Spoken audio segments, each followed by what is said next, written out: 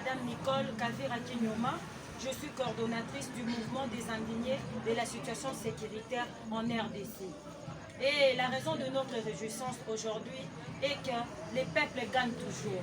Le mouvement des indignés, en date du 27 janvier, avait organisé un grand sit-in devant l'ambassade du Rwanda ici à Kinshasa pour exiger la fermeture de cette ambassade à cause du pillage de ressources minières venant du Congo. À l'heure où je vous parle, nul n'ignore que le Rwanda est en train de fabriquer actuellement les téléphones Android, les iPhones, avec les minéraux venant du Congo.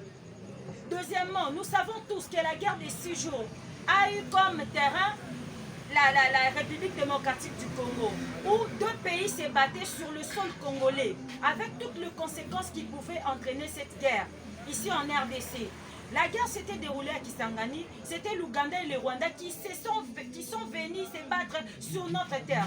Et maintenant là, c'est l'Ouganda seulement qui a pu être reconnu coupable jusque-là des réparations à des familles qui ont été victimes de cette guerre. Mais jusque-là, le Rwanda n'a jamais été reconnu, jusque-là le Rwanda n'a jamais même reconnu le fait que lui aussi doit payer des réparations aux familles touchées par cette guerre d'agression. Et pour finir, la persistance de l'insécurité à l'est du pays, plus précisément à Beni, qui est aujourd'hui le foyer même des égorgements du génocide en RDC.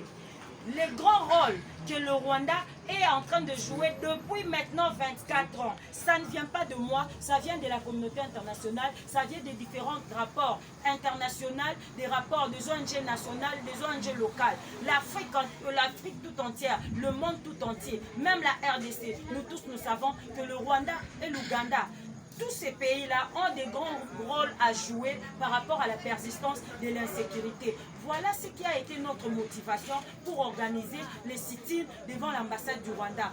Mais, à notre grand étonnement, les autorités ont envoyé la police pour venir nous disperser. Effectivement, ils nous ont dispersés, mais il y a eu des arrestations. Moi, la coordonnatrice du mouvement des indignés, notre chargé de logistique qui est à ma droite, qui répond au nom de Lukaya, notre chargé des finances qui est à ma gauche, Madame Gorette Misangi, nous avons été arrêtés.